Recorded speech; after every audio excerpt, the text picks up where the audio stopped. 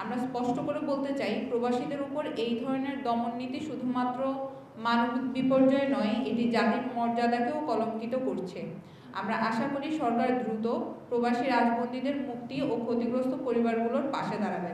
তারই পরিপ্রেক্ষিতে আমাদের 3 দফা দাবি রয়েছে। সেই 3 দফা দাবিগুলো হলো: সংযুক্ত আরব আমিরাতে জুলাই আন্দোলনের সংহতি জানানোর কারণে আটক 24 জন বাংলাদেশি প্রবাসীর নিঃশর্ত মুক্তি, সংযুক্ত আরব আমিরাতে অবস্থানরত প্রবাসীদের উক্ত মামলায় পুনরায় গ্রেফতার বন্ধ এবং সকল প্রকার মামলা খারিজ করার ব্যবস্থা গ্রহণ করতে হবে অন্তর্বর্তীকালীন সরকারের পক্ষ থেকে।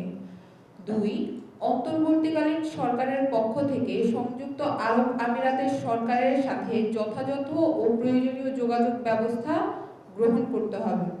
প্রয়োজনে আন্তর্জাতিক অভিবাসন সংস্থা IOM এবং আন্তর্জাতিক শ্রম সংস্থা ILO এর সহযোগিতা নিতে হবে।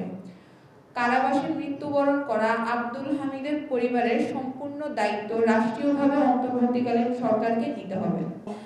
আমাদের আরব আমিরাতের প্রবাসী ভাইদের এই জুলাই আন্দোলনের সাথে সহমর্মিতা এবং সংহতি প্রকাশের মাধ্যমে রাস্তায় নেমে আসা নয়, এটা তাদের জন্য ছিল তাদের পরিবারের যে সুরক্ষা অথবা পারিবারিক যেই তাদের যে সেফটি, ওটার জন্য কিন্তু তারা রাস্তায় নেমে এসেছিলেন। অত্যন্ত দুর্ভাগ্যজনক বিষয় ওই সময়টাতে আমাদের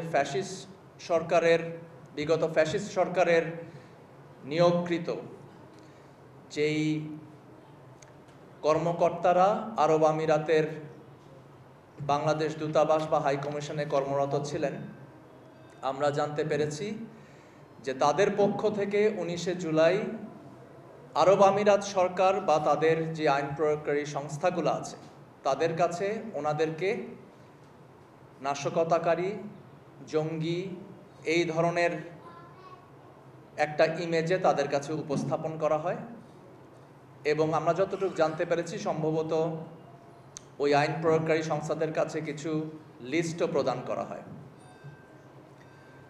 যার পরিপ্রেক্ষিতে 19শে জুলাই থেকেই ধরপাকড় শুরু হয়ে যায় ওখানে, যাদেরকে আপনারা হয়তো জানেন যে ওইসব দেশে বিভিন্ন ভিডিও এবং ফুটেজ সিসিটিভির মাধ্যমে আইডেন্টিফাই করা হয়, যাদেরকে নাম দেওয়া হয়েছিল।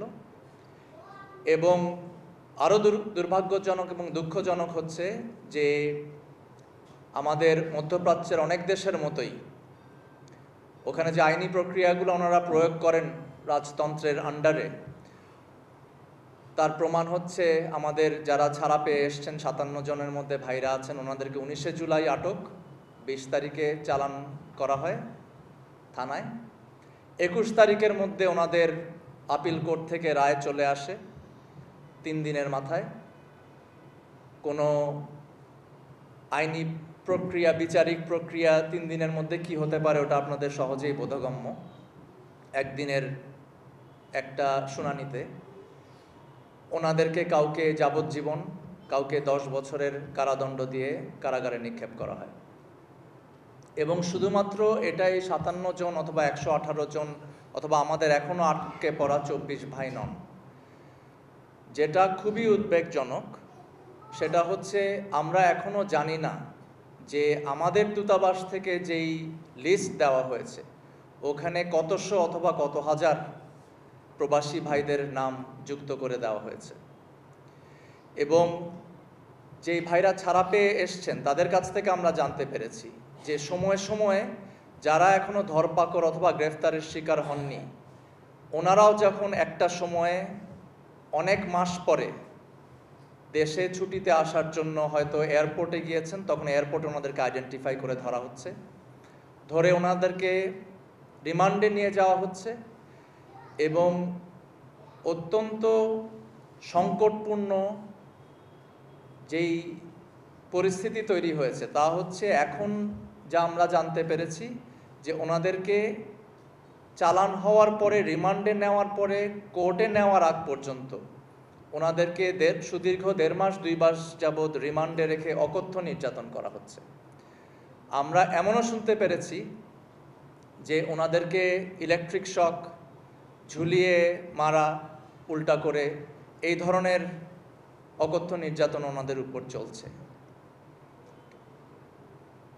এরকম একটা পরিস্থিতিতে এখন যদি একজন আন্তর্জাতিক মানবাধিকার আইনজীবী হিসেবে বলি, সেটা তো স্পষ্টভাবে আন্তর্জাতিক মানবাধিকার আইনের লঙ্ঘন, এবং এই লঙ্ঘন যে কতটা সুস্পষ্ট এটার জন্য খুব বেশি আলামতের প্রয়োজন হয় না। এবং সেই সাথে এটাও সুস্পষ্ট যে এটা যে একটা আইনি বিচারিক প্রক্রিয়া, এই প্রক্রিয়াটারও একটা সুস্পষ্ট লঙ্ঘন। এখন তো ওনাদেরকে রিমান্ডে রেখে নির্যাতন করে তারপরে চালান দেওয়া হয়। আমাদের যে ভাইরা বন্দী আছেন অলরেডি, ওনাদেরকে যেদিন ধরা হয়েছে তার পরের দিন চালান দিয়ে 3 দিনের মাথায় রায় সহ হয়ে ওনাদেরকে পাঠিয়ে দেওয়া হয়েছে। সামান্য রাস্তায় নেমে ওনাদের দেশের ভাইদের উপর গুলি চালানো এবং হত্যাযজ্ঞের প্রতিবাদ করা এবং তাদের পরিবারদের সুরক্ষার জন্য রাস্তায় নেমে এসে সেই কনসার্ন, সেই আশঙ্কা প্রকাশ করার জন্য যদি যাবজ্জীবন কারাদণ্ড হয়ে যায়, যদি 10 বছরের কারাদণ্ড হয়ে যায়, তাহলে তো আপনারা বুঝতেই পারেন যে সেই দেশের আইনি প্রক্রিয়ার অথবা শাস্তি প্রদানের যে প্রক্রিয়া তার কি অবস্থা। এখন ধরেন আন্তর্জাতিক আইনের প্রেক্ষিতে আমাদের যে প্রক্রিয়াগুলো, ওগুলো আমরা করতে পারি। আমরা আন্তর্জাতিক আদালতে হয়তো যেতে পারি, আমরা হয়তো জাতিসংঘের কাছে গিয়ে আমাদের অভিযোগ দায়ের করতে পারি। সেই প্রেক্ষিতে জাতিসংঘের মাধ্যমে সংযুক্ত আরব আমিরাত সরকারের উপর এক ধরনের অনুরোধ অথবা চাপ প্রয়োগ করার চেষ্টা আমরা করতে পারি। কিন্তু আমাদের অভিজ্ঞতা এবং আমাদের এই মানবাধিকার আইনের যেই চর্চা বা প্র্যাকটিস, এই সুদীর্ঘ সময়ে আমরা যেটা দেখেছি সেটা হচ্ছে সবচেয়ে কার্যকরী উপায় হচ্ছে সরকার থেকে সরকারের কূটনৈতিক যোগাযোগ। এবং এটাতে যেভাবে কাজ হওয়ার সম্ভাবনা আছে, সেটা একটা আমরা আন্তর্জাতিক আইনি প্রক্রিয়ায় গেলে ওটা অনেকটা সুদীর্ঘ প্রক্রিয়ার মধ্যে পড়ে যাবে। এবং এই সুদীর্ঘ প্রক্রিয়ার মধ্যে পড়ে গেলে এই সময়টাতে এই আরব আমিরাতের যে কারাগারের যেই দশা অথবা যেই কন্ডিশন, তাতে আমাদের ভাইদের যে কি অবস্থা হবে, আপনারা তো অলরেডি দেখতে পাচ্ছেন যে আমাদের আব্দুল হামিদ ভাইয়ের কে আমাদের শহীদ হিসেবে ওনার লাশ গ্রহণ করতে হয়েছে আমাদের দেশে। বাকি ভাইরাও আমরা শুনেছি ওনাদের মধ্যে অনেকেই মুমূর্ষু অসুস্থ। এখন তো আর নষ্ট করার কোনো সময় নেই। এবং আমরা সরকার থেকে সরকারের কূটনৈতিক যোগাযোগের যে সাফল্য, এটা তো আমরা অলরেডি দেখেছি। আমাদের মাননীয় প্রধান উপদেষ্টা উনি দায়িত্ব গ্রহণের পর যোগাযোগ করার সাথে সাথেই কিন্তু আমাদের 57 জন ভাইয়ের মুক্তি লাভ হয়েছে, ওনারা দেশে ফেরত আসতে সক্ষম হয়েছে। এরপরে অন্যরাও তাদের যে সাধারণ ক্ষমা ঘোষণার দিন আছে, তাদের রাজা অথবা সুলতান যাই বলেন, ওনার সাধারণ ক্ষমা ঘোষণার মাধ্যমে কিন্তু ওনারা দেশে আসতে পেরেছেন। সুতরাং আমরা মনে করি যে সবচেয়ে ইফেক্টিভ, সবচেয়ে কার্যকরী এবং সবচেয়ে সময় উপযোগী পদক্ষেপটা হচ্ছে আমাদের সরকারের পক্ষ থেকে সরাসরি আরব আমিরাত সরকারের সাথে যোগাযোগ করা। প্রধান উপদেষ্টা একবার যখন সফলভাবে এই কাজটা করতে পেরেছেন, উনি যদি আরেকবার যোগাযোগ করেন, ওনার যেই আন্তর্জাতিক পরিচিতি এবং সুনাম আছে, ওনার কথা তো ওনারা ফেলে দিবেন না। এছাড়া আরও কূটনৈতিক যোগাযোগের আমাদের তো অফিসিয়াল চ্যানেলগুলাই আছে। প্রধান উপদেষ্টা যদি যোগাযোগ করেন তাহলে তো সবচেয়ে ভালো হয়। আমাদের যে আমাদের এই আপা তানিয়া আপা যেটা বললেন যে পররাষ্ট্র উপদেষ্টা উনি ওনাদেরকে বলেছেন যে আমাদের এখানে কি করার আছে, কিছু করার নাই। সম্মানের সাথেই বলছি যে এটা অত্যন্ত ভুল একটা কথা। আপনি পররাষ্ট্র মন্ত্রণালয়ের দায়িত্ব আছেন, এটাই আপনার দায়িত্ব। আপনি তো পররাষ্ট্র উপদেষ্টা হিসেবে আপনি সরাসরি সংযুক্ত আরব আমিরাতের পররাষ্ট্র মন্ত্রীর সাথে সরাসরি যোগাযোগ করতে পারেন। যদি আপনি ফোনে কথা বলতে না পারেন, আপনি অফিসিয়ালি চিঠি দিয়ে অনুরোধ করতে পারেন।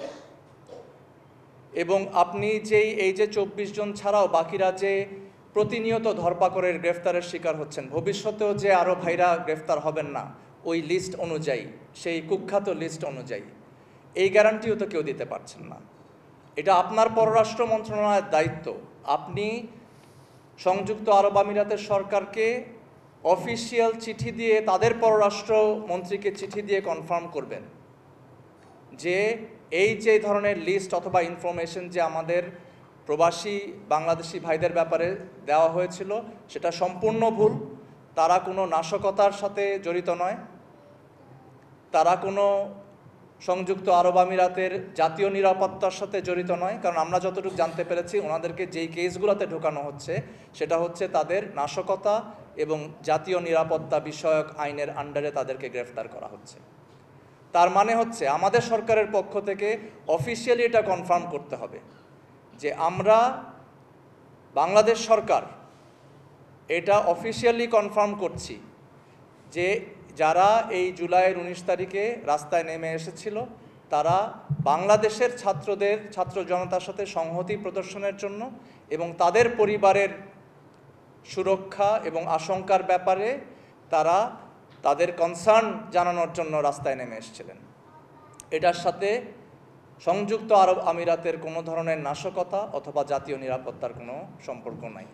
ওনারা শান্তিপূর্ণভাবে রাস্তায় এসে বাংলাদেশের ইস্যুতে এবং ওনাদের পারিবারিক ইস্যুতে ওনারা ওনাদের আশঙ্কা প্রকাশ করছিলেন এবং সংহতি প্রকাশ করছিলেন। নিশ্চিত করতে হবে।